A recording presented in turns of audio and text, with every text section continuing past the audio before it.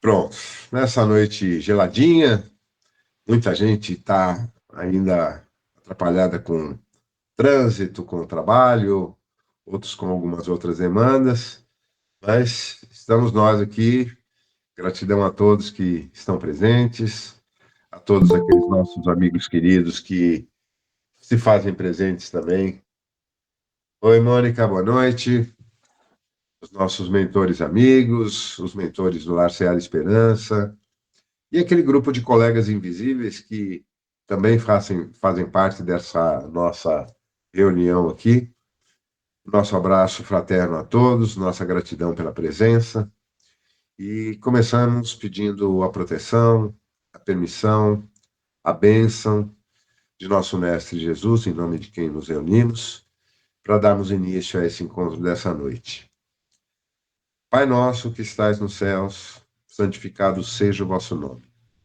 Venha a nós o vosso reino, e seja feita a vossa vontade na terra, assim como no céu. O pão nosso de cada dia dai-nos hoje. Perdoa-nos por nossas ofensas, assim como nós perdoamos aqueles que nos ofendem. E não nos deixes cair em tentação, mas livra-nos, Senhor, de todo mal. Que assim seja. Graças a Deus. Boa noite, Sandra. Então vamos lá. Algumas pessoas já pediram desculpas antecipadamente, a Vanessa Salata, o Pedro, a Melissa também, que ela está com isso agora à noite, que não vão poder participar, tá? Oi, Ana, boa noite, querida.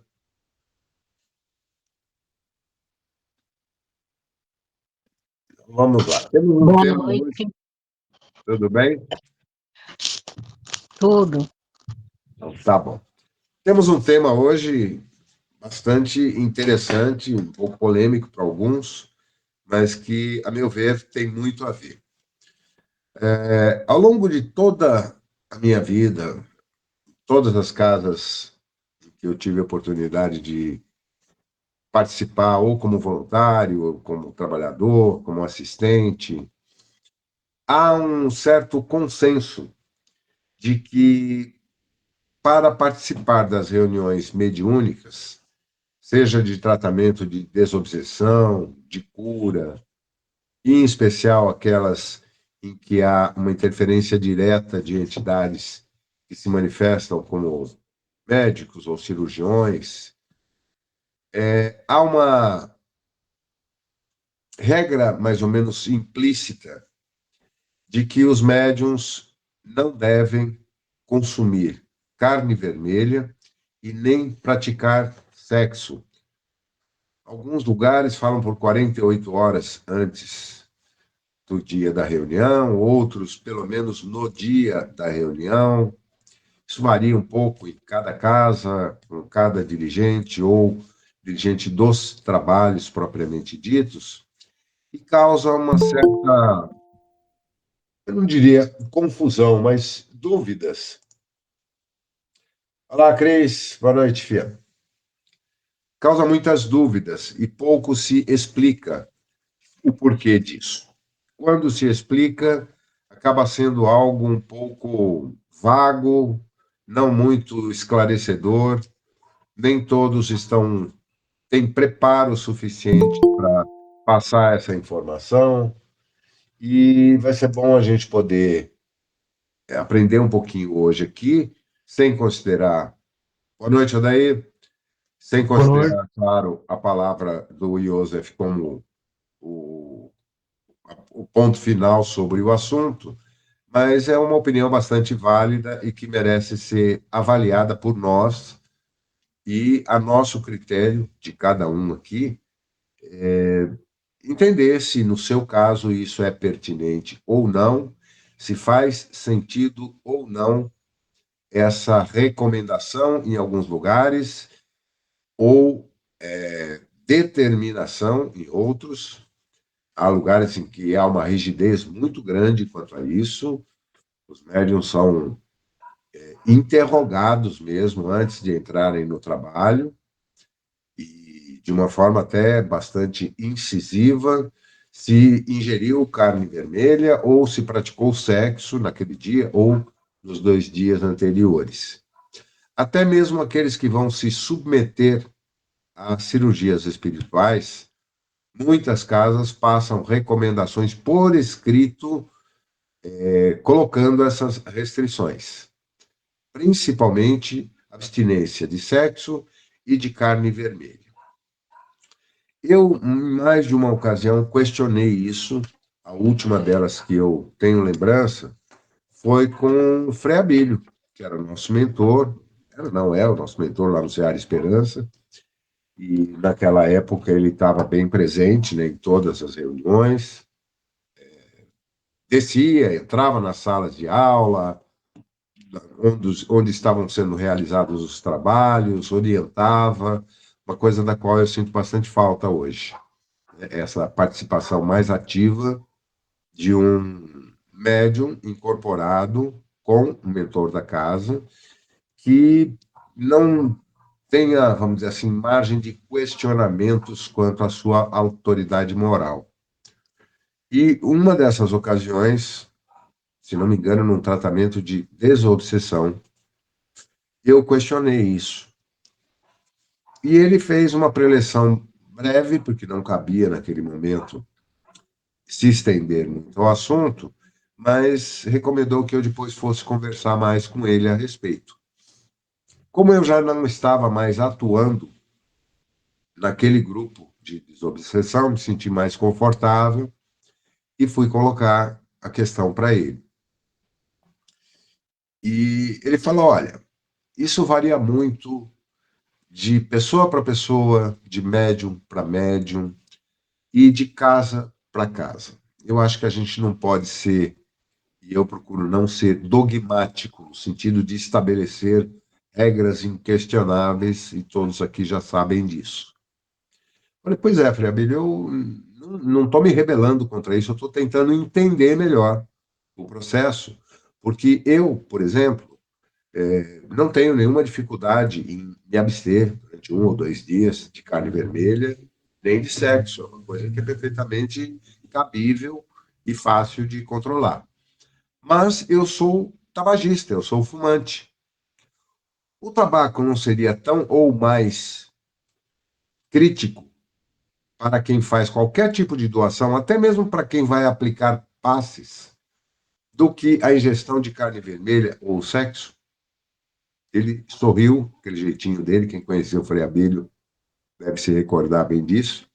Ele falou: você tocou no ponto-chave, uma coisa que pouco é abordada como restrição e que, a meu ver, provoca, influencia muito mais na qualidade da doação que está sendo feita por qualquer um, não apenas os passistas, médiuns de doação ou que doam ectoplasma, mas para todos, até entre os assistidos, porque o tabaco impregna não apenas o corpo físico, todas as pessoas que não são fumantes percebem ao se aproximar de alguém que fumou um cigarro, até aqueles que são fumantes conseguem detectar o odor e, igualmente, essa energia impregna o perispírito da pessoa, médium ou não, em atividade específica ou não.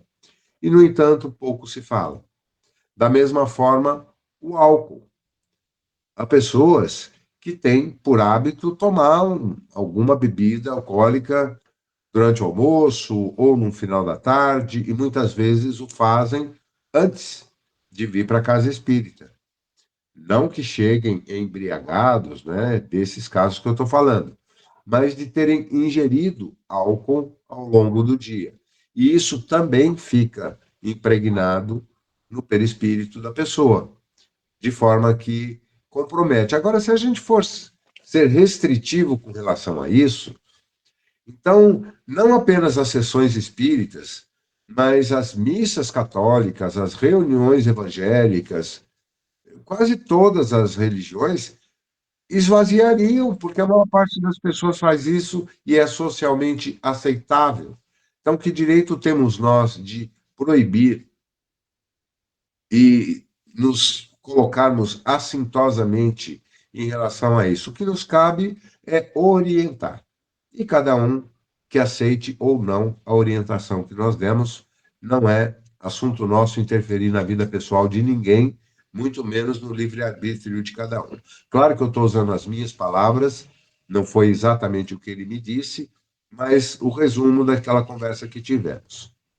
E vamos ouvir agora o que o nosso amigo Joseph tem a nos dizer a respeito. O médium de cura e sua sexualidade.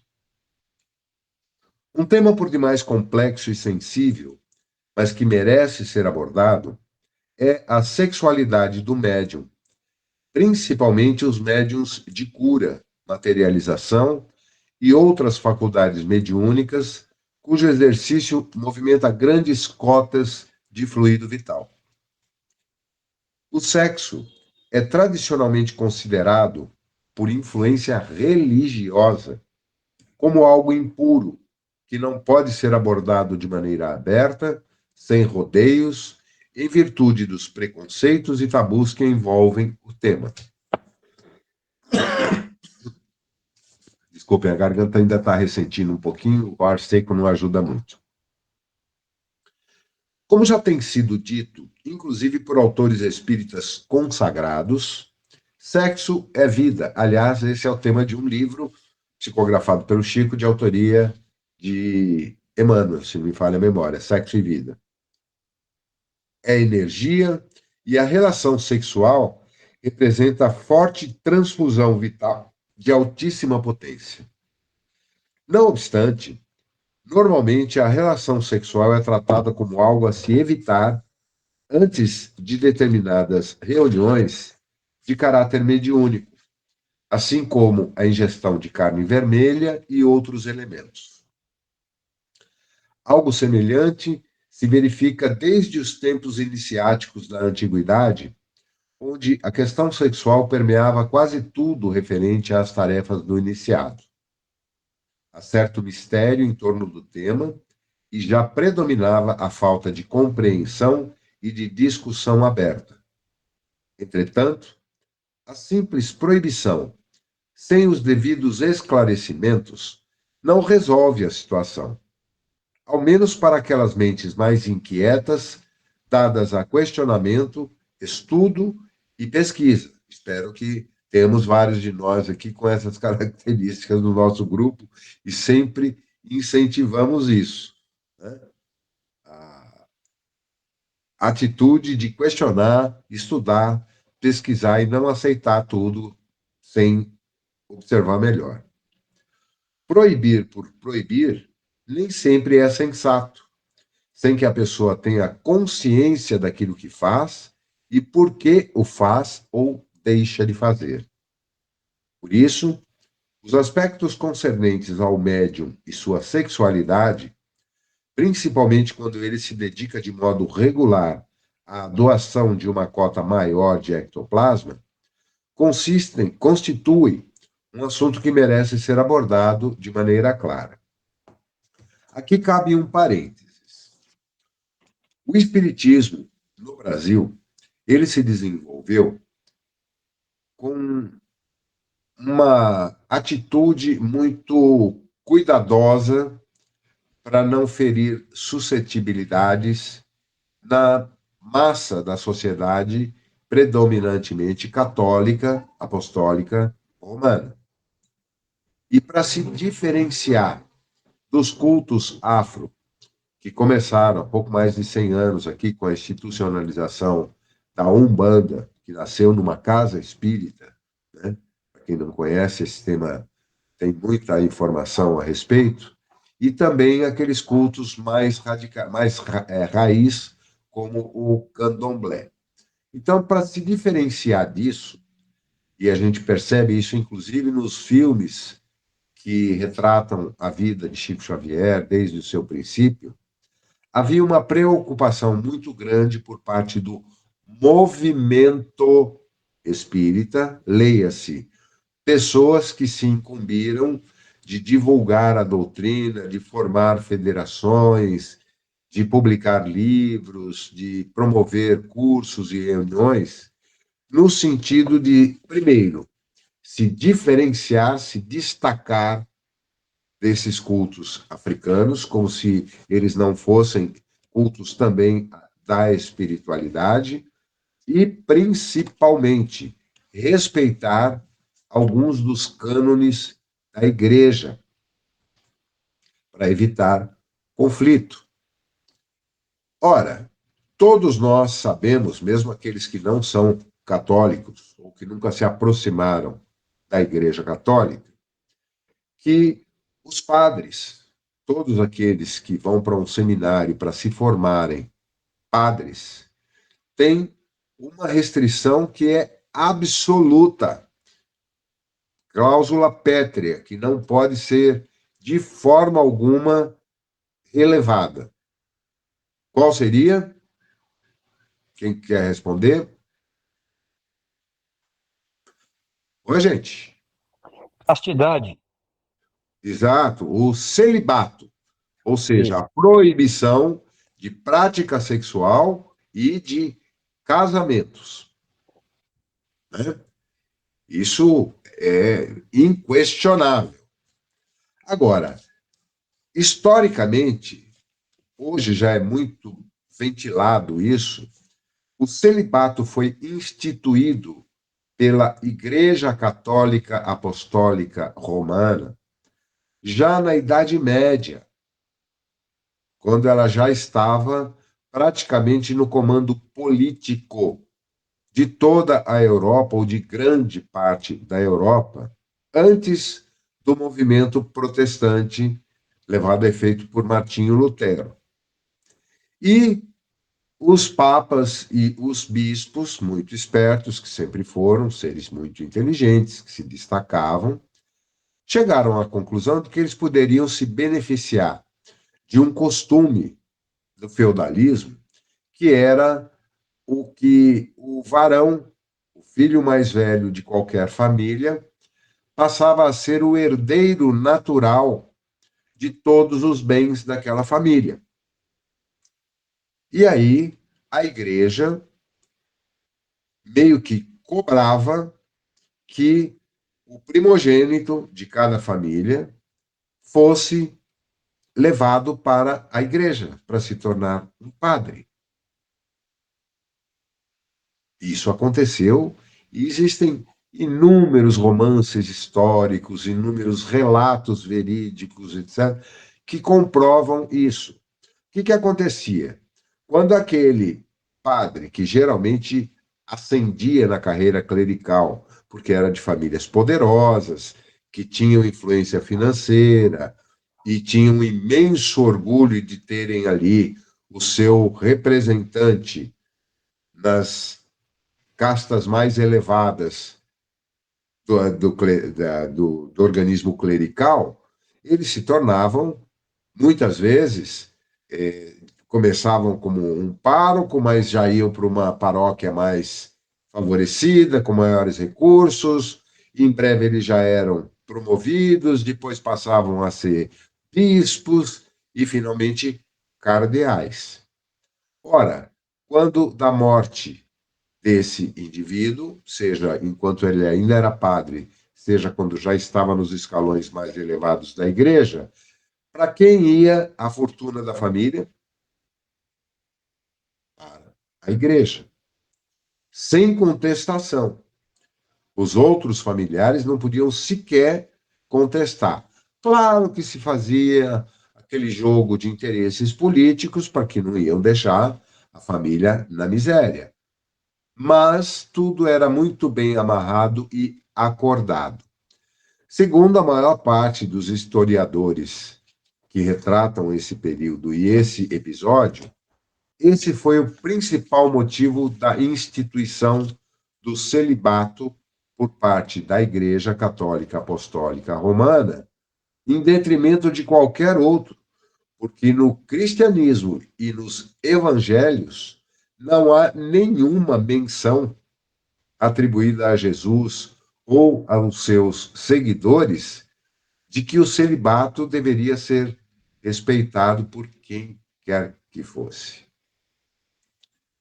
Lamentavelmente, isso se mantém ainda hoje e continua sendo uma cláusula irrevogável para o exercício da função clerical. Daí, como naturalmente ocorre, sempre que há um cerceamento dos impulsos primitivos do ser humano, em especial aquele que é o mais poderoso, que é o do sexo, cria-se o mecanismo da perversão. E também é histórico o fato de que nos seminários e nos conventos, onde padres e freiras eram formados, a prática do homossexualismo era uma regra, dissimulada, mas era uma regra. E isso se perpetuou até os nossos dias, e felizmente, de algumas décadas para cá, isso veio a público de uma maneira que se tornou um dos maiores escândalos da Igreja Católica, que é a prática de pedofilia por parte de padres, principalmente em relação àqueles jovens ou aquelas crianças que eram levadas pelas famílias para a igreja. É óbvio que há exceções, e muitas. Porém, a história e as nossas histórias de vida não precisam ir muito longe para identificar inúmeros casos desse tipo, tanto de pedofilia por parte de padres, quanto da prática de lesbianismo por parte de freiras. Tem inúmeros filmes que retratam isso, baseados em fatos verídicos, inúmeros romances, mas principalmente história e, mais recentemente, jornalismo sério comprovando isso, a ponto de Papa Francisco ter se desculpado publicamente, isso é parte de uma de suas encíclicas, pela prática de pedofilia por parte de membros da igreja. Então, não é teoria da conspiração e nem simplesmente acusações levianas. É uma situação real e concreta.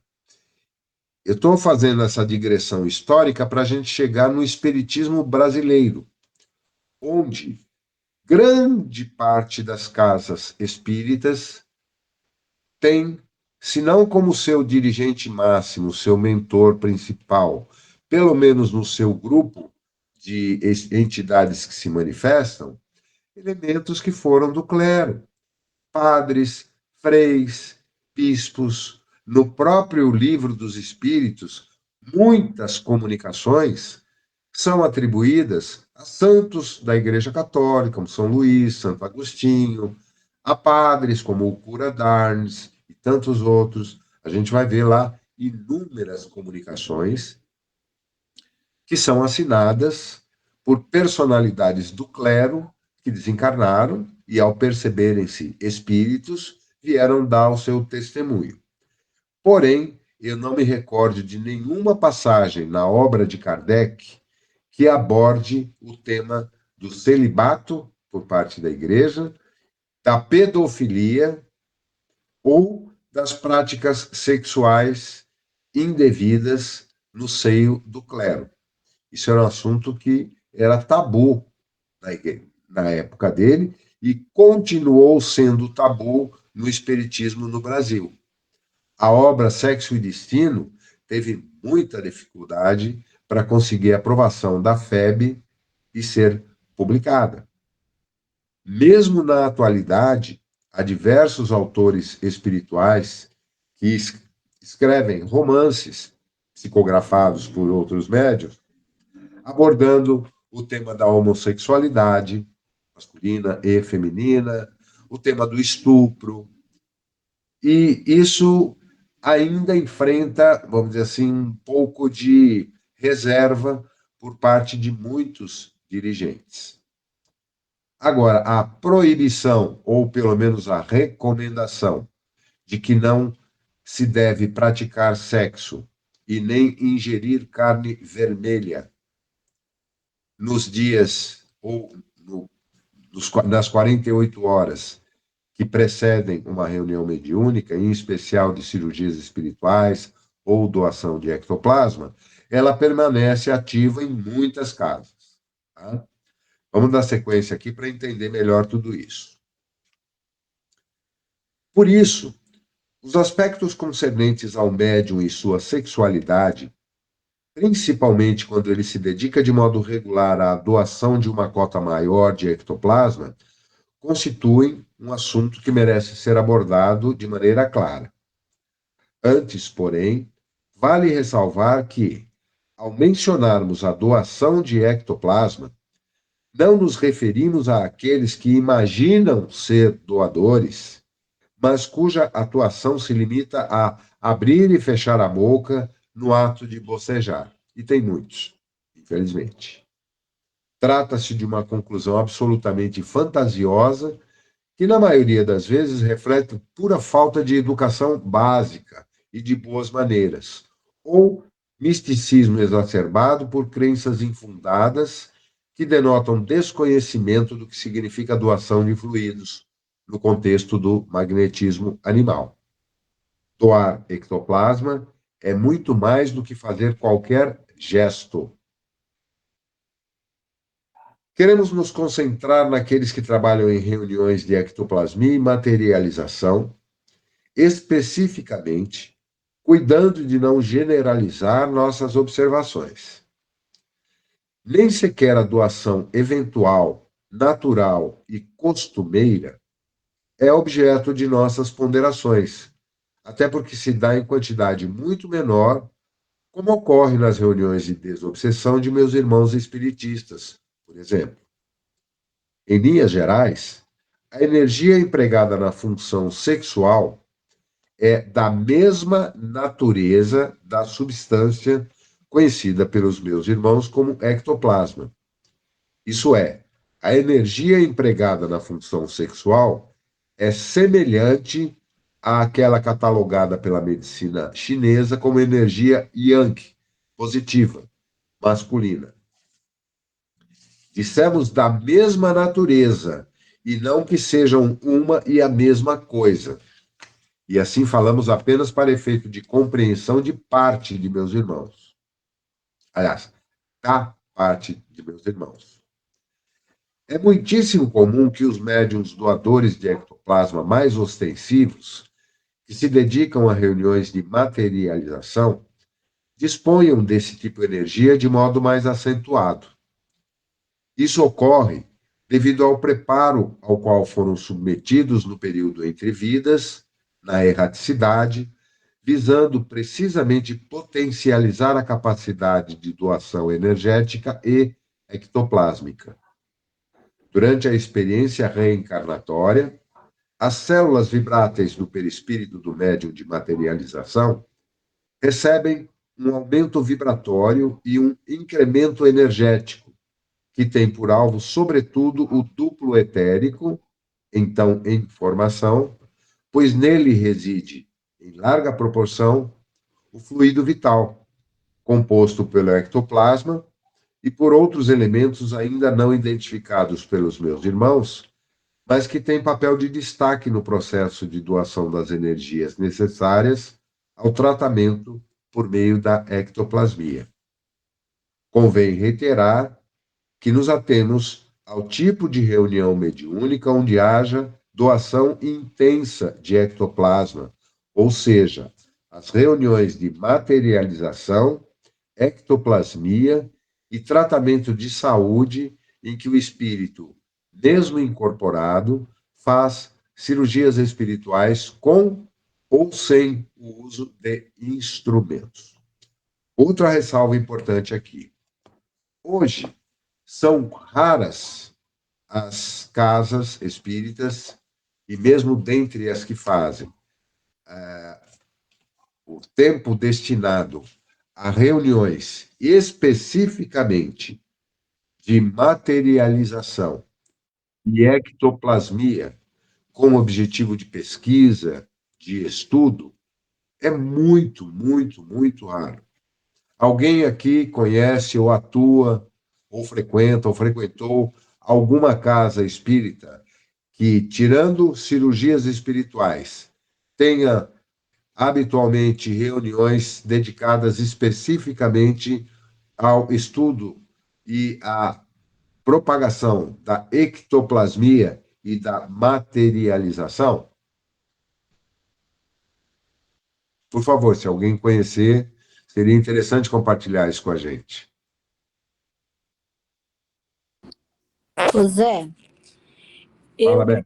não conheço, mas eu não sei se vocês já conhecem ou já assistiram no YouTube ou no Instagram, o Dr. Paulo César Frutuoso. Muito, muito, muito. Mas eu não quero me ater a casos midiáticos. Eu conheço e respeito muito o Dr. Paulo César, inclusive já o mencionei aqui várias vezes, recomendei vídeos dele, mas eu digo assim, na nossa experiência de vida, de termos frequentado ou frequentarmos atualmente casas onde haja um grupo destinado especificamente a experiências de materialização e ectoplasmia, como as que, por exemplo, o Peixotinho fazia lá atrás, na época de Chico, o próprio Dr. Fritz fazia através do Zé Arigó, ou alguns outros Então, casos é isso semelhantes. que eu queria chegar.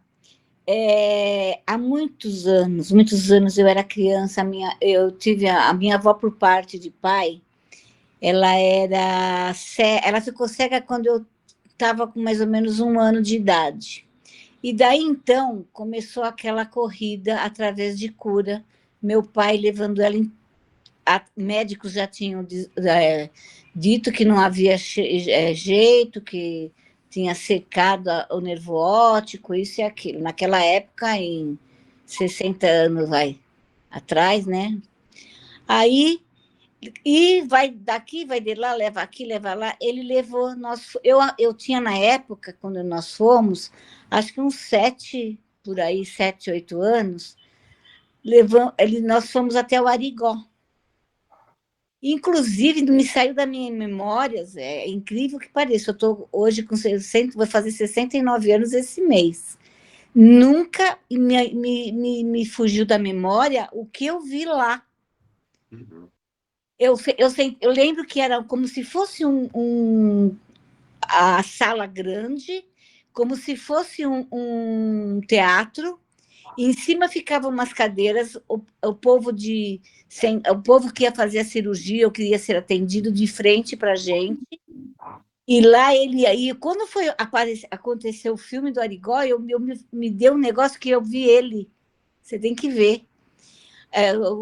A pessoa que escolheu o personagem muito parecido, inclusive mostrou foto, ele, né?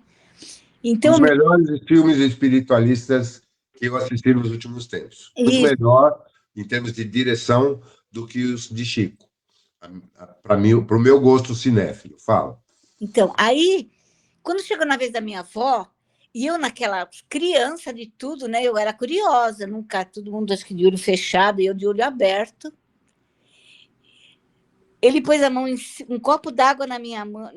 Eu vi pegar o copo d'água, pôs na cabeça da minha avó, e assim, a mão em cima, assim, como se estivesse dando um passe, caiu pedra dentro do copo d'água. Olha, até me arrepia. Zé, foi uma coisa que eu nunca vou esquecer, acho que enquanto eu estiver aqui na Terra. Lá em cima talvez eu vá encontrar alguma coisa parecida, mas olha, foi uma coisa que marcou muito a minha vida. Infelizmente, não deu certo, porque acho que tinha que fazer vários outros tratamentos, continuar, e era muito longe, né? A gente morava aqui em São Paulo e acho que foi, na época era... Onde que era mesmo que ele fazia? Eu não sei se era... Eu não lembro a cidade, mas era no sul. No sul, então não lembro o nome da cidade. Eu sei que não foi... me lembro agora. É fácil de pesquisar. E como que eu era pequena, então eu ia junto, quando ia minha mãe e meu pai junto, né? E foi assim uma coisa que eu fiquei... Assim, uma coisa que não saiu da memória. Isso é uma materialização? É um fenômeno clássico de ectoplasmia, de materialização. Arigó, que era o médium através do qual aquele que foi chamado Dr. Fritz, Dr. e que Fritz. mais tarde, Fritz, mais tarde ele próprio esclareceu que, na realidade, não era um espírito, uma entidade, mas era um grupo de médicos, uma equipe médica, que adotava esse nome para facilitar e despertar a fé nas pessoas naquele momento em que o espiritismo, aí, Congonhas, Minas, né? Desculpa, não é Sul, não é em Congonhas. Era Minas. Obrigado, Ivete. Tá? E esses fenômenos ocorridos naquela época, 50, 60 anos passados, e que se tornaram comuns, foram tema de reportagens, matérias muito sérias. O Arigó foi levado para fazer testes na NASA, gente. Vieram cientistas aqui com equipamentos que eram, para a época, moderníssimos, e saíram pasmos. Mas o que eu me refiro, e eu estou tentando contextualizar, é no nosso tempo, hoje, século XXI. É raro, eu pelo menos não tenho conhecimento de nenhuma casa espírita tradicional que tenha nos seus afazeres ali regulares nenhum trabalho de investigação, pesquisa sobre espiritualidade com a atuação de médiuns, com ou sem ectoplasmia, com ou sem materialização. 99% do que eu vejo nas casas que eu frequento e nas que eu tenho conhecimento são feitos orientações através de palestras ou de entrevistas, são feitos tratamentos fluídicos através de passes, vibrações, mais recentemente o uso do reiki, da cromoterapia, tratamentos de luz, etc., e cirurgias espirituais. Além, é claro, dos tratamentos espirituais que seriam a desobsessão, em vários níveis, em vários graus. Agora, estudo e pesquisa está soterrado no espiritismo brasileiro. Nunca se deu continuidade ao trabalho de Kardec no Brasil, depois que esses médiuns que se tornaram famosos, principalmente o Peixotinho, quem quiser procure livros sobre ele, tem literatura, tem fotos, tem documentos históricos críveis, corroborados por médicos, por jornalistas, por cientistas de materialização concreta.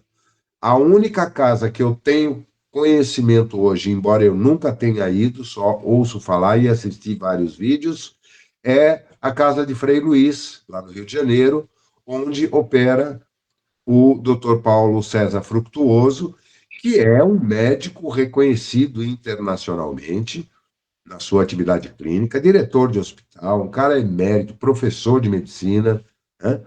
E que atua concretamente ali, e lá se fazem operações espirituais, onde a ectoplasmia se torna evidente e é comprovada, removendo pedaços ou materializando pedaços que são colocados na mão daqueles que assistem para que possam ser aferidos. Agora, no nosso contexto, pelo que eu vi aqui, mais ninguém tem conhecimento disso nas casas que frequenta ou frequentou, certo?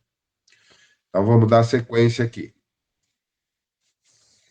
É natural que o médium doador, o ectoplasta, detém uma cota mais intensa desse fluido e que, durante a vida social, exprima e libere essa energia de forma como lhe é peculiar. Claro, a pessoa não vai viver dentro de uma vida espírita.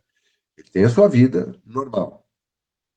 Em outras palavras, é muito comum que tenha a sexualidade mais exacerbada e os desejos sexuais relativamente mais pujantes que a maioria das pessoas. Olha que interessante. Isso não é sintoma de desequilíbrio do médium. Sexualidade ativa é diferente de desequilíbrio e promiscuidade. Somente pessoas sem preparo ou estudo, afeitas a conceitos estanques, são incapazes de distinguir uma coisa da outra. Acho que não é o nosso caso aqui, né? Distinguir sexualidade ativa de desequilíbrio e promiscuidade. A função do chakra básico, principalmente, mas não só, pois há aspectos ligados à própria característica da energia Yang, quando não utilizadas, as energias dinamizadas no duplo etérico, acaba por acentuar a libido, causando uma necessidade quase fisiológica e também mental de ter mais relações sexuais, com frequência maior que a média das pessoas costuma aceitar como apropriado, saudável ou equilibrado. Porém, não é a quantidade de relações sexuais que determina se a pessoa é ou não desequilibrada nessa área. Aliás, as palavras equilíbrio e desequilíbrio poderiam muito bem ser evitadas ou eliminadas do vocabulário de meus irmãos, sobretudo ao abordar o assunto em pauta, pois que ainda não conhecemos uma pessoa que realmente reflita esse pretendido equilíbrio tão exaltado nos meios espiritualistas em geral. Gente, sexualidade é um aprendizado do qual estamos 99% dos seres humanos que ainda encarnam no planeta Terra nos primeiros degraus do aprendizado. Todos nós trazemos traumas, informações errôneas, tabus, medos em relação à nossa sexualidade e aquilo que nos foi imposto dentro do contexto da educação que tivemos. Mesmo aqueles que não tiveram uma educação religiosa, sempre tiveram uma abordagem do sexo no seu ambiente familiar e até na escola, nos grupos de amigos, profundamente distorcidas. Os mais velhinhos, como eu, cuja educação sexual começou com aqueles chamados catecismos do Zéfiro, né? Aqueles gibizinhos pornográficos que eram vendidos às escondidas nas bancas de jornais, principalmente as que ficavam próximas de escolas e de igrejas. Não vou entrar no mérito disso, né? A maioria de nós aprendeu sobre sexo de uma forma totalmente velada, cheia de tabus, de preconceitos, de informações inadequadas, de experiências traumáticas. Homens e mulheres, todos carregamos essas bagagens nas nossas vidas, sem exceção.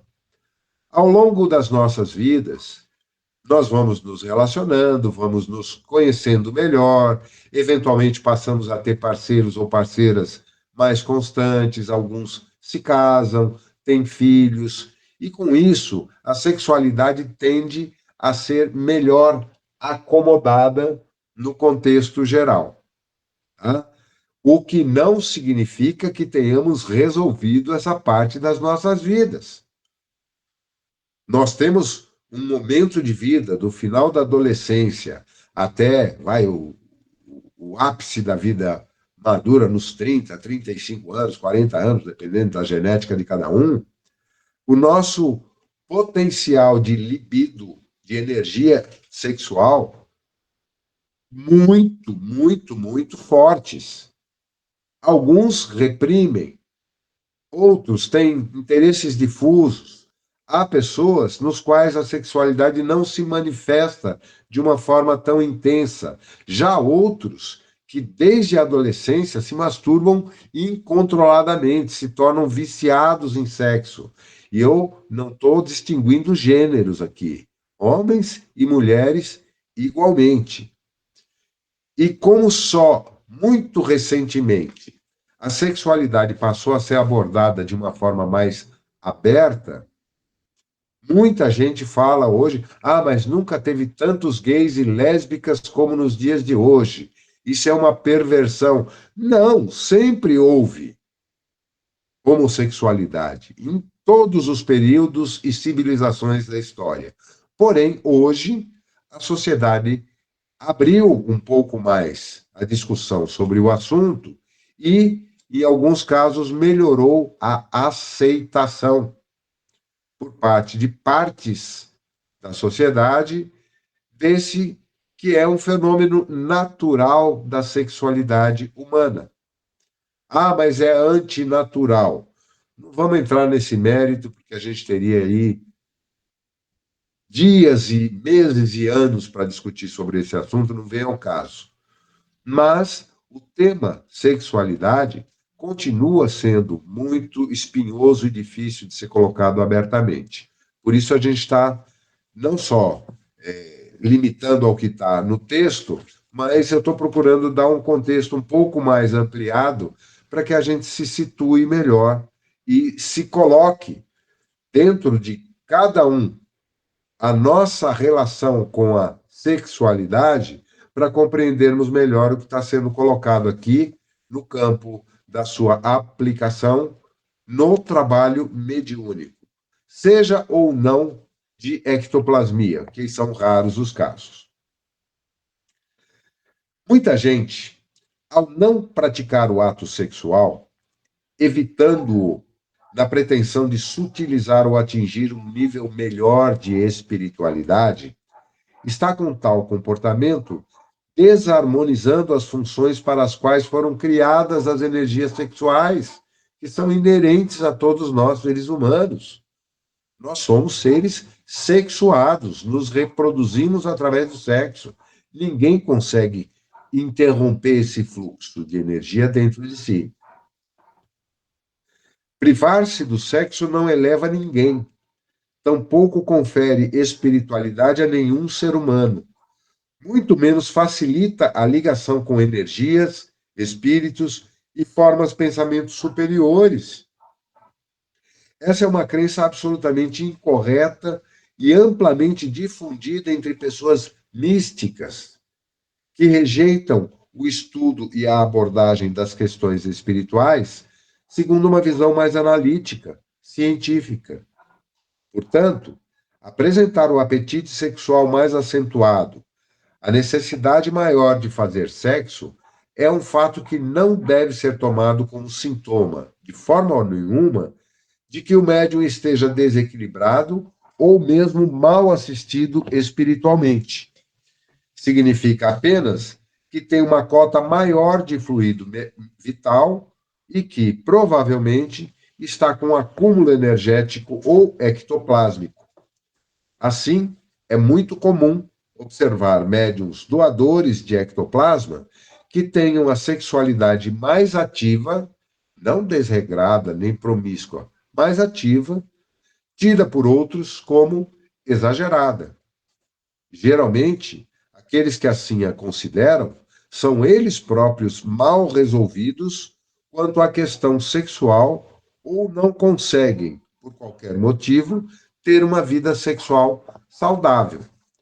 Um casal, seja ele hétero ou homossexual, gênero masculino ou feminino, no qual um dos membros tem uma propensão e uma atividade sexual mais intensa do que o seu companheiro ou companheira, e esse, por sua vez, não consegue acompanhar e atender a sua necessidade, os seus desejos, invariavelmente acaba, em algum momento, tendo dificuldades no relacionamento. E é natural. É uma coisa muito mais comum, só que ela não é discutida. Ninguém fala isso claramente, a não ser nos consultórios psiquiátricos ou de psicólogos, terapeutas de casal, coisas parecidas. O homem tem um desejo sexual constante e a mulher não acompanha. Ou vice-versa, a mulher tem desejo sexual e o homem a considera uma vagabunda por causa disso, porque ele não tem desejo.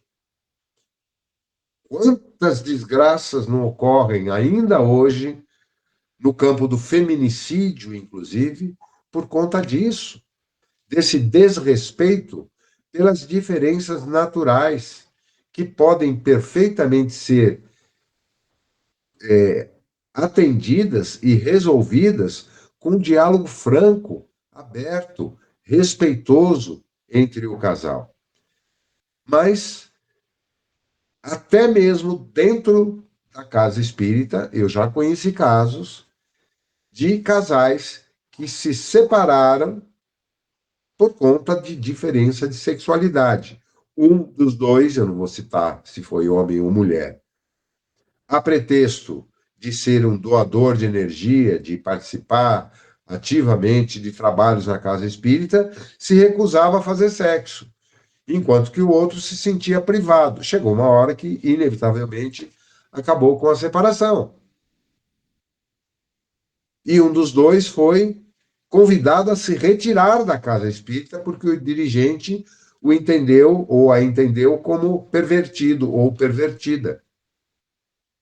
Nós estudamos um livro aqui onde um caso de um gay que era um médium fantástico numa casa espírita, ao compartilhar com os colegas de trabalho na casa o seu casamento e convidar todos, aliás, para o seu noivado, quando lá chegaram, se depararam com um casal homossexual. O dirigente e a principal médium da casa ficaram horrorizados, se retiraram e depois convidaram, foram falar com um dirigente de outra casa, foi recomendado que eles dois fizessem um tratamento radical, quase que uma cura gay do nosso querido pastor aí, cujo nome eu prefiro nem me lembrar, o inominável.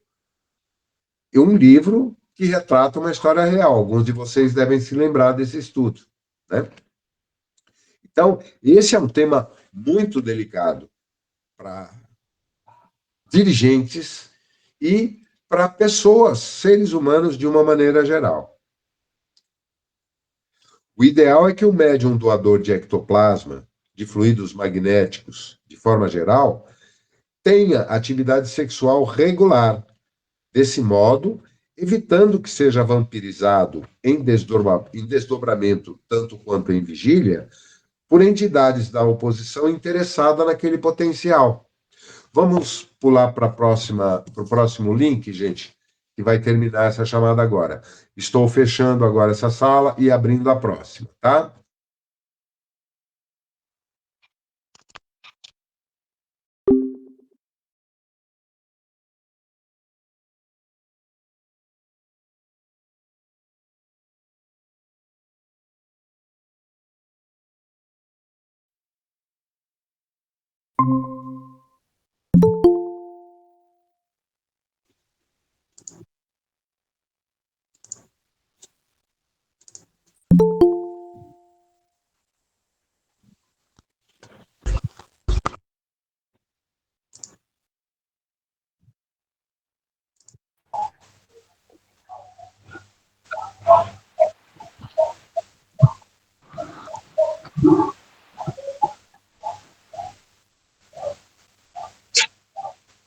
Pronto, aqui já estamos todos de volta aqui. Ok. Vamos dar prosseguimento. Se tiver alguém fora, a gente já abre aqui. Energia parada ou estagnada, só um instantinho.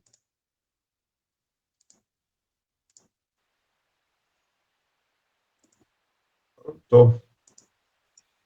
Energia parada ou estagnada normalmente é mais prejudicial ou oferece mais riscos do que se estiver em movimento. Com nossas observações, não queremos compactuar com situações como desrespeito, permissividade ou irresponsabilidade, as quais, na verdade, não dizem respeito à sexualidade do médium, mas sim ao comportamento de ordem mais abrangente. Tá? Existe muita gente que frequenta, tal, mas que, por exemplo, gosta de frequentar prostíbulos, ou que tenha uma vida promíscua, de vários parceiros, sem respeito, sem profundidade de sintonia vibratória, apenas sexo pelo sexo em si, como tem os que são viciados em outras drogas, álcool, tabaco, drogas químicas, pornografia de toda a ordem. Gente, nós estamos no planeta Terra, nós estamos no umbral. Então não dá para esperar a perfeição, nem nossa, nem daqueles com quem convivemos. Há que aprofundar sobre o assunto, a fim de afastar crenças e imposições absolutamente desnecessárias e que produzam insatisfação e infelicidade. O médium é humano, como qualquer outra pessoa, porém, em alguns casos, seu tônus sexual pode ser mais intenso devido mesmo à cota de energia e ao acúmulo de ectoplasma em seu corpo etérico. Estudar mais sobre as funções do duplo etérico, portanto, pode lançar mais luz sobre esse aspecto. A sexualidade do médium, seja ele de orientação heterossexual, homossexual ou bissexual, não interfere nos processos mediúnicos da maneira como querem alguns irmãos espíritas e até mesmo alguns espíritos que, no passado, tiveram uma ou várias encarnações como religiosos ou clérigos, de sorte que ainda trazem no psiquismo questões mal resolvidas nessa área. Os médiuns precisam se liberar de atitudes castradoras, de crenças proibitivas e da ilusão de que, se evitarem o ato sexual, terão condição mais favorável para doar energias ou ectoplasma. Trata-se de uma crença forjada no passado religioso, reflexo de ideias admitidas como elevadas a respeito de algo tão natural quanto são naturais os processos de respiração, alimentação e outros mais. Ah, esqueci de um vício, alimentação. Tem pessoas que são viciadas em comer e sofrem terrivelmente com isso. As coisas só são impuras para quem as considera impuras. Ter uma relação sexual antes de uma reunião mediúnica não impede ninguém de participar dela. Evitar o sexo nos momentos ou dias que antecedem uma reunião mediúnica comum em nada favorece o transe, o exercício mediúnico, tampouco o andamento da reunião. Ao contrário, é melhor o médium participar da reunião em paz consigo mesmo, havendo experimentado uma transferência energética de ordem sexual com quem tem intimidade e afinidade, do que ir à reunião com o pensamento cheio de imagens referentes a sexo, sem realizá-lo, ou então oferecer campo para ser vampirizado por espíritos que vivem procurando esse tipo de energia para se locupletarem. Empregar a energia sexual com o devido respeito, repetindo, com o devido respeito, é mais útil do que se preservar ilusoriamente na pretensão de iluminar-se ou sutilizar as próprias energias. A única forma de sutilização das energias que conhecemos é a evolução no decorrer dos séculos. Nesse particular, em termos evolutivos, a sexualidade será o último item que o espírito aprenderá a sutilizar nos milênios de aperfeiçoamento que nos esperam pela eternidade. Portanto, pretender adiantar um processo que só ocorrerá daqui a milênios é o mesmo que querer ser mais santo do que Deus espera, algo impossível. Quem repassa energias está sujeito aos efeitos catastróficos dessa atitude quando as represas da alma não mais aguentarem e forem rompidas, despejando o conteúdo de forma inadequada e desnecessária, com efeitos, muitas vezes, destruidores. Apenas um lembrete aqui que todos nós sabemos e conhecemos, e que foi transformado aí em best-seller, em filmes, documentários, o caso do João de Deus. Um médium fantástico, excepcional, que durante muito tempo ajudou muita gente, milhares de pessoas, mas que tanto a sexualidade como o desejo de poder acabaram, de alguma forma, o desviando de um rumo correto. e deu no que deu, né? Um trabalho lindo, que foi construído ao longo de tempos, mas que depois se demonstrou apenas uma ilusória, um ilusório centro de poder, não só financeiro, econômico, mas também de ordem sexual. Isso, gente, acontece, eu não vou citar aqui porque não há necessidade, mas em todas as instituições religiosas que conhecemos, independente das suas denominações. Tá? Estou me lembrando aqui de um episódio daquela série Sob Pressão, que foi com a Marjorie este ano e o Jorge, esqueci os nomes dos autores agora, em que, num dos casos, é relatado exatamente um caso em que o pastor seduzia as suas crentes ali, e foi responsável, inclusive, pelo estupro da própria filha. São casos de ficção, mas que correspondem a uma realidade muito mais comum do que nós conhecemos. Aliás, do que é divulgado, mas todos nós sabemos de casos assim. Portanto, pretender adiantar um processo que só ocorrerá daqui a milênios é o mesmo que querer ser mais santo que Deus espera. Aqui cabe uma reflexão. Será que estamos assim mesmo tão distantes em que só daqui a milênios os espíritos desse grupo do qual fazemos parte vai chegar a esse ponto? Não sei. Eu acho que ninguém pode afirmar isso, nem o nosso amigo Joseph aqui. Aí ele está conjecturando, tá? Está fazendo mais uma figura de linguagem, na minha opinião. Por outro lado, ao se examinar a participação em reuniões de materialização, especificamente, é forçoso analisar o aspecto da prática sexual em nível mais profundo. Como o sexo é intercâmbio de energias, o sensitivo deve ficar particularmente atento a quem elege como parceiro íntimo. Numa transfusão desse gênero, doa-se tanto quanto se recebe, e esse caudal de energias é determinante no caso dos médiuns que integram equipes de materialização e ectoplasmia. Raras, como discutimos há pouco, nenhum de nós aqui conhece nenhuma, assim, na atualidade. A qualidade das energias doadas ou absorvidas pode interferir em razoável medida durante o processo de transferência de ectoplasma. Esse é o cuidado que se deve ter quanto ao sexo em relação às reuniões desse gênero. No passado, quando ocorreram memoráveis materializações, não havia nenhuma restrição quanto à prática do sexo antes de tais reuniões, nem tampouco no que se referia à ingestão de carne vermelha.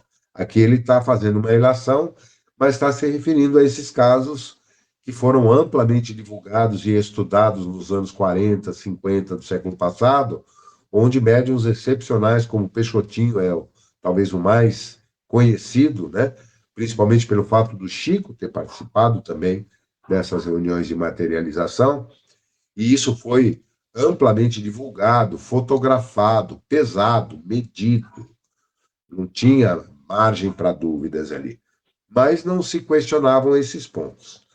Já pelos idos de 49 e 50, ou seja, no final da década, com o passar dos anos, os próprios ectoplastas perceberam que, quando se privavam do ato sexual certo tempo antes daquelas reuniões, eles se sentiam mais abastecidos e enfrentavam menor desgaste.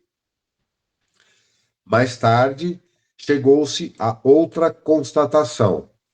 Ao evitar o consumo de carne vermelha, sentiam-se mais refeitos e menos desgastados ainda após as reuniões. Sua recuperação energética também era maior.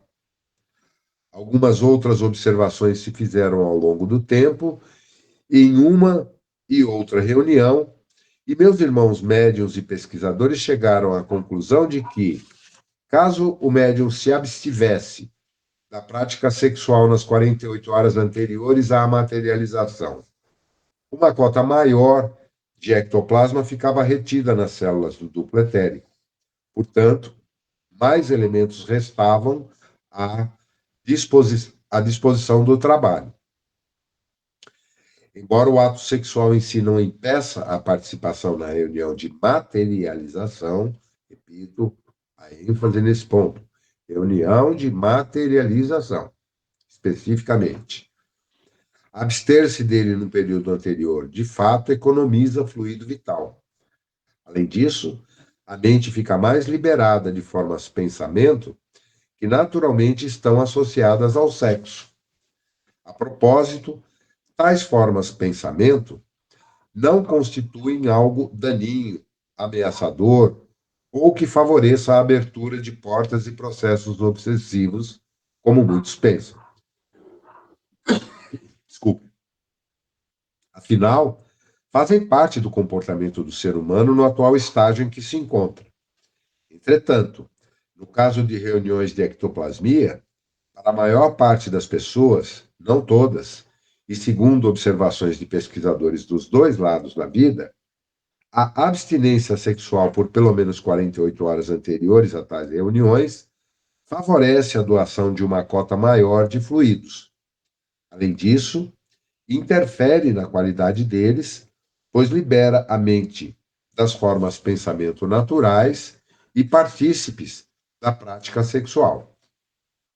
Vale observar que aproximadamente 70% do ectoplasma utilizado numa reunião de materialização é retirado do médium que doa diretamente na cabine. Alguém já, pelo menos, viu algum vídeo ou leu algumas ilustrações, como são normalmente as salas de materialização e ectoplasmia, essas cabines às quais ele se refere aqui, câmaras escuras, onde o médium fica deitado. Tem bastante material sobre isso, tá? E ainda existem lugares onde se fazem esse tipo de experiências. É pouco comum em casas espíritas hoje. Ao lado disso, é certo que nem todo o ectoplasma extraído retorna aos médiuns, pois pode estar contaminado pelos fluidos ambientes.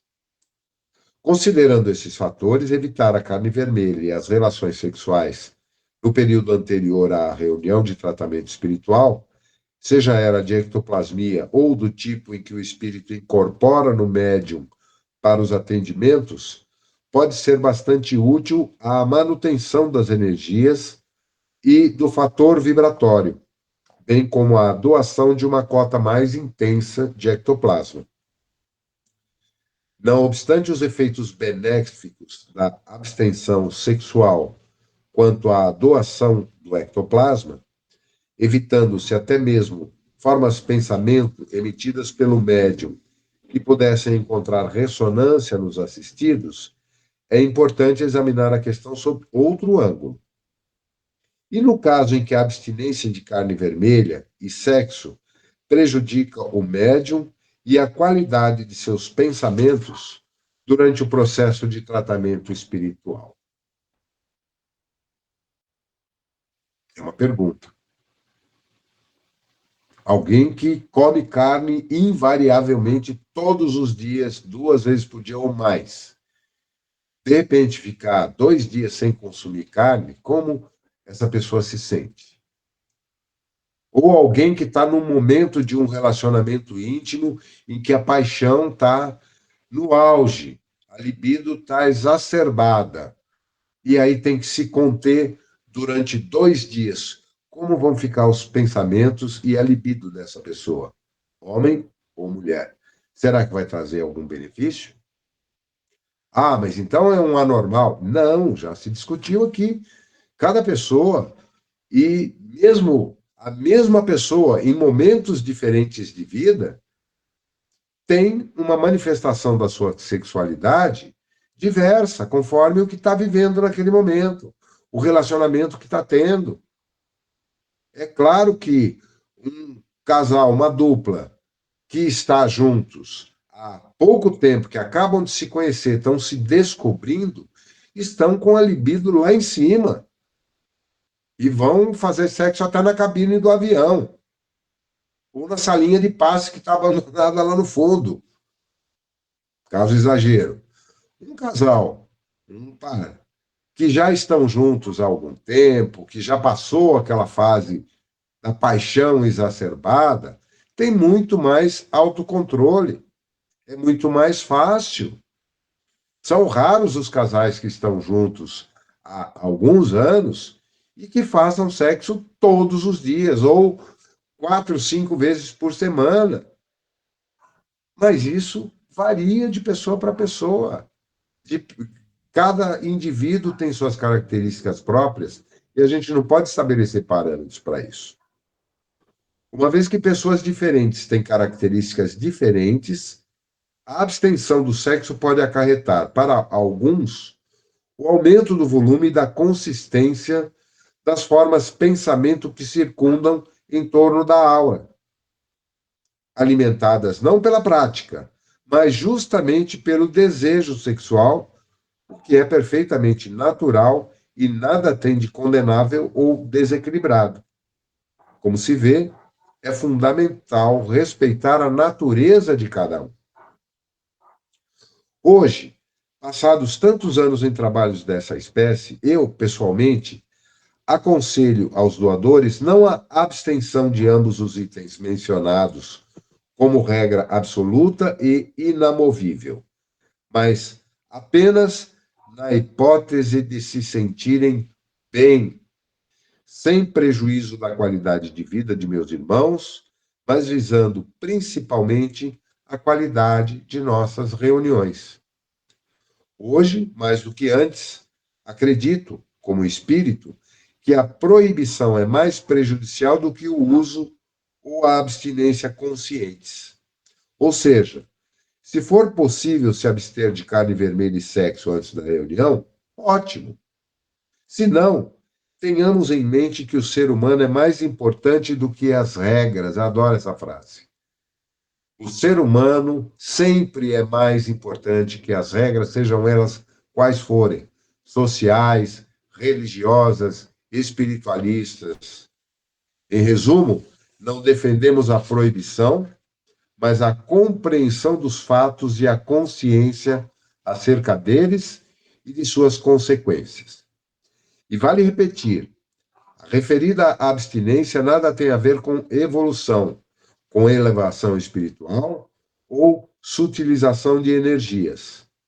As observações feitas aqui são apenas no intuito de preservar uma cota maior de energia do médium e, em alguns casos, até mesmo da pessoa a ser tratada.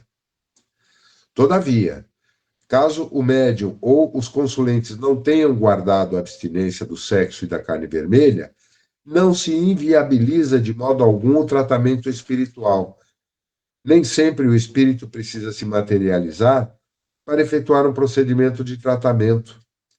Caso não ocorra a materialização, pode-se optar pela incorporação, algo perfeitamente em uso nos dias atuais. Em todos os casos, deve prevalecer o bom senso e não a radicalização. Outro ponto a ser levado em conta no que tange à doação de ectoplasma para a cura ou tratamento de meus irmãos é também bastante delicado. Diz respeito à utilização de tabaco e bebidas alcoólicas. Em diversos aspectos, o fumo é mais prejudicial do que o uso consciente e moderado do álcool, embora nunca se deva participar de reuniões de ectoplasmia ou de tratamento espiritual sob efeito desse. Pelo menos uma semana antes da reunião, a pessoa precisa se privar desse tipo de bebida, mas com o fumo, a situação se passa de maneira diferente. O médium doador, que tem por hábito fumar, deveria ser o primeiro a se domar, a se controlar, evitando o fumo a todo custo. O tabagismo não somente prejudica gravemente a saúde da pessoa, em qualquer quantidade, como também em veneno duplo etérico, e faz com que o ectoplasma do fumante apresente em sua constituição elementos completamente desnecessários, além de prejudiciais ao processo de tratamento a ser realizado. É como se o ectoplasma também se envenenasse com as toxinas do cigarro. Embora não queira radicalizar, pergunto aos meus irmãos: como pretender ajudar alguém doando energias, fluidos, ectoplasma, se o próprio doador traz tais elementos comprometidos ou contaminados? Pretender que os espíritos façam uma limpeza energética no doador fumante seria um dos maiores absurdos em termos de crenças que precisam ser revistas o quanto antes. Geralmente, quando o médium pretende doar energias, seja através do passe, da doação direta e intensa de ectoplasma, e, mesmo sendo fumante, resolve participar de tais procedimentos de ordem fluídica, energética e espiritual, nós o isolamos vibratoriamente. Criamos uma espécie de redoma que impede que seus fluidos possam danificar ou afetar o processo de tratamento a ser efetuado. Assim, acabamos por lançar mão dos fluidos dos chamados médiuns assistentes ou de apoio, em vez das energias daquele médium que se julga imprescindível ao trabalho, que imagina que suas atitudes não interferem tanto assim. Mas para isso, gastamos imensa cota de energia e até mesmo de ectoplasma, a fim de fazer o isolamento do médium que tem suas reservas fluídicas comprometidas e contaminadas dos venenos do tabaco. Evidentemente, essa cota empregada para proteger o receptor do magnetismo poderia ser utilizada para ajudar outras pessoas. Ou seja, é um médium, uma pessoa até de boa vontade, que acha que está lá ajudando, mas na realidade está atrapalhando, está prejudicando o andamento dos trabalhos. As considerações a respeito do assunto são por demais extensas para esgotarmos o assunto nesse texto.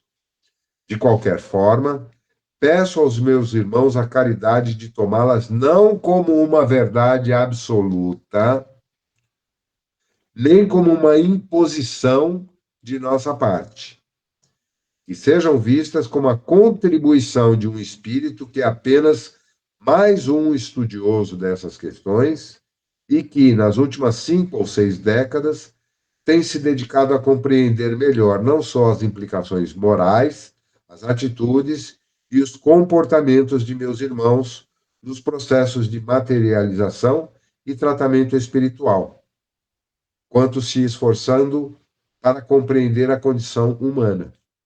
Sei que no atual estágio em que nos encontramos, ainda não estamos preparados para fazer tudo o que queremos, mesmo para auxiliar os outros, bem como temos pela frente a eternidade para melhorar.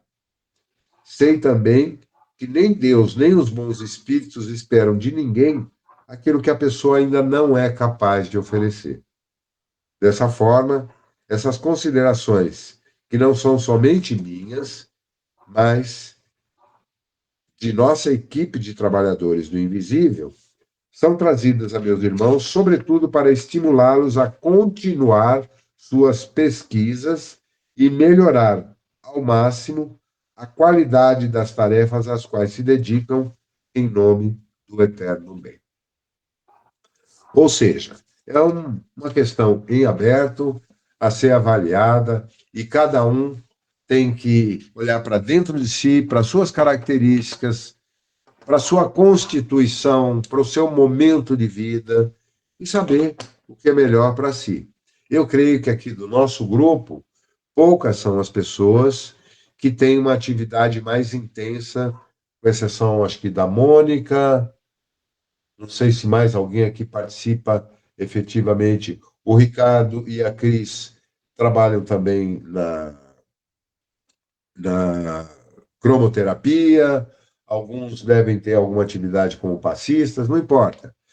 Cada um tem que se enxergar e perceber em si qual a melhor forma de se tornar útil. Se você vai dar um passe em alguém e você está usando um perfume muito forte, tem pessoas que são hipersensíveis e que podem se sentir mal. Tem gente que é alérgica. Por outro lado, você está com um budum de suor ali, de uma correria toda, vai direto para o centro, veste um avental e vai chegar pertinho de alguém com um mau hálito desgraçado e vai ficar ali bafejando em cima da pessoa que está na maca, né? Questões básicas de higiene e que nem sempre são bem compreendidas por médios e criam situações desagradáveis. Não é nada incomum a gente perceber, porta fora da casa, médios que aproveitam ali alguns minutinhos para fumar o último cigarro antes de entrar.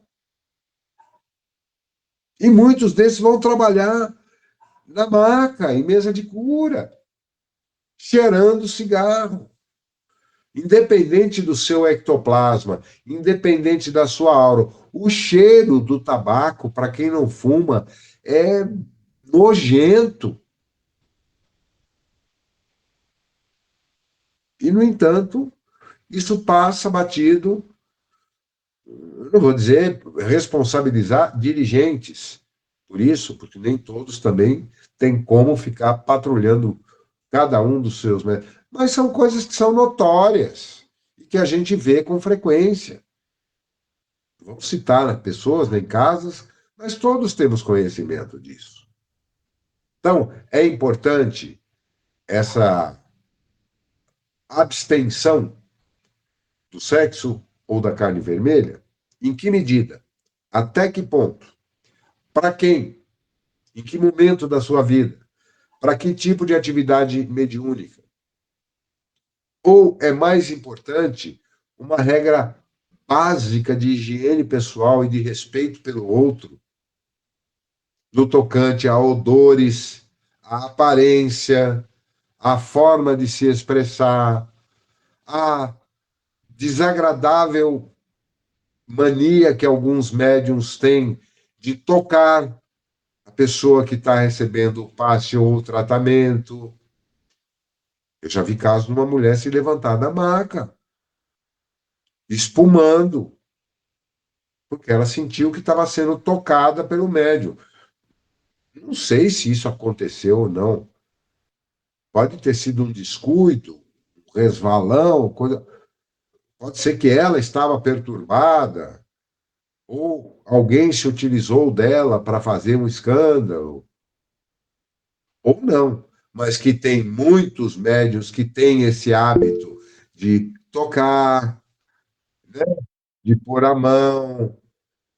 Não precisa, gente. A gente está trabalhando o corpo energético, não o corpo físico. Fala, Mônica. Oi, gente, boa noite. Você tá falando de tocar, né? Eu sou adepta a tocar, tá bom? Mas eu sempre peço permissão, eu pergunto para a pessoa se eu posso tocar a pessoa ou não. Principalmente quando eu estou num passe, às vezes no reiki. Mas o que você falou de pôr a mão na pessoa, quem é reikiano aqui talvez já tenha tido essa experiência várias vezes. Às vezes você está fazendo reiki na pessoa, aí a pessoa fala assim, nossa, eu senti várias mãos me tocando. Ah, você estava com a mão aqui na minha cabeça, tinha alguém tocando no meu pé. Então, assim, às vezes a sensação também que a pessoa tem, que o médium, que o assistido tem, de que tem alguém tocando nela, várias mãos tocando na pessoa. Isso no reiki acontece muito, no passe também. Às vezes você está dando passe para a pessoa, você nem tocou a pessoa, você nem pediu, você nem tocou, e a pessoa tem a nítida sensação. Às vezes a pessoa está com o olho fechado e ela sente a pessoa tocando nas costas dela. E às vezes está dando de frente, passo de frente com a pessoa, e ela sente a pessoa tocando nas costas dela. Então, assim, também essa nítida sensação de que a pessoa está tocando, às vezes não é verdade, tá? Então, assim, Mas está aí a importância desse cuidado. Muito cuidado com isso. é você pedir permissão, porque há muitas pessoas que são totalmente reativas a qualquer tipo de toque, autistas, por exemplo, que não aceitam toque humano. Não só jovens, adultos também. Então, essa preocupação, eu há pouco tempo, numa outra situação, não era um trabalho espiritual, mas era um momento de agradecimento num grupo tal, e eu fui cumprimentar e abraçar cada um, num momento em que estava todo mundo ali quase que numa catarse. E eu não tomei esse cuidado. Uma das pessoas, quando eu fui abraçar, ele deu um passo para trás. Eu pedi desculpas a ele, falei, meu irmão, me perdoa, não vou te tocar se você não permitir. Eu gostaria de te dar um abraço, mas sinta-se abraçado, mesmo à distância. E a partir daí, os outros, eu fui perguntando, posso te dar um abraço? Foi um alerta para mim. Isso pode acontecer no dia a dia. Você vai numa festa, encontra uma pessoa tão normal, as pessoas se apresentarem, dá um beijo no rosto, ou dá um abraço.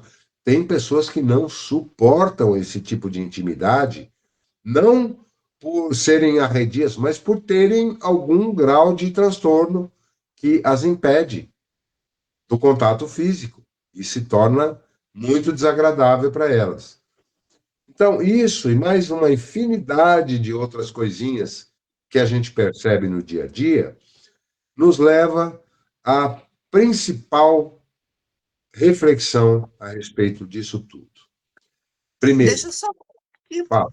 dar um depoimento sobre assim, porque eu acho que é importante esses estudos que a gente faz é a gente realmente trocar as experiências, porque, como você falou, né, o que o Joseph fala pode ser verdade, pode não ser, pode não estar completo, pode ser que mudou. Então, eu vou falar, se você me permitir, eu vou falar sobre o meu depoimento. Eu nunca fiz jejum de carne, nem jejum de sexo, porque eu ia trabalhar. Há um tempo atrás, eu estava trabalhando 4, 5 vezes por semana. Então, se eu fosse fazer jejum de sexo e carne todos os dias que eu fosse Perdi o trabalhar, marido e ia ter um problema de falta de eu acho que proteína. e ele também era médio de incorporação, então eu acho que ia ser bastante difícil. Eu nunca fiz, para falar a verdade, eu nunca fiz. Mas eu acho que é aquela velha máxima, né? Por exemplo, você não vai fazer um vestibular e comer uma feijoada antes, porque você vai estar realmente com o seu estômago preenchido com uma tarefa de fazer digestão, né? Então a sua energia vai estar voltada à digestão. Eu acho que é a mesma coisa do sexo.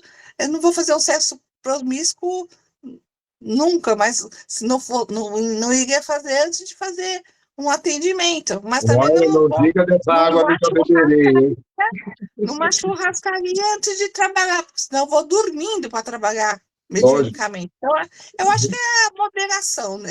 Eu nunca fiz esse celibato de sexo e comida antes de trabalhar, muito pelo contrário, quando a gente atendia 6, 8 horas direto, assim, né, no trabalho mediúnico. Se você não comer, você cai dura. Dava passo, ficava 6, O 8 horas em pé. Serracene, Rubens Serracene, quando ele atendia lá na final da Avenida do Estado, ali em São Caetano, ele ficava normalmente de 10 a 12 horas em atendimento continuado, Se não como o comer, Chico. cai duro. Como o Chico. Só que o Serracene, ele era do candomblé. Ele trabalhava ali com dezenas de entidades distintas. Ele comia, ele fumava charuto, fumava cigarro, tomava uísque, tomava cachaça. E eu vi vários médiuns atuando nessas correntes, ingerindo álcool sem miséria, de virar 2 litros de cachaça durante uma sessão, terminou, o cara estava totalmente sóbrio, nem Mas aí cheiro de também álcool ficava. né? Agora, uma coisa também, assim, é a energia, realmente a energia vital, a energia de produção, energia de criação, energia sexual. Então, assim, realmente você tem que estar feliz, né? Tem que estar com a sua energia de criação E estabilizada, né? principalmente com o objetivo de servir, de ser útil Isso. e de Agora, respeitar o outro. Agora, uma coisa que também posso dizer, depois de um trabalho mediúnico de horas e horas e horas, ninguém tem vontade de fazer sexo, tá? Aí realmente está esgotado. Você fala assim, não, vou sair de um trabalho Não mediúnico tem de nem 6. clima, né? Não dá. Aí é realmente assim, você zerou seu reservatório, você já está querendo descansar, comer.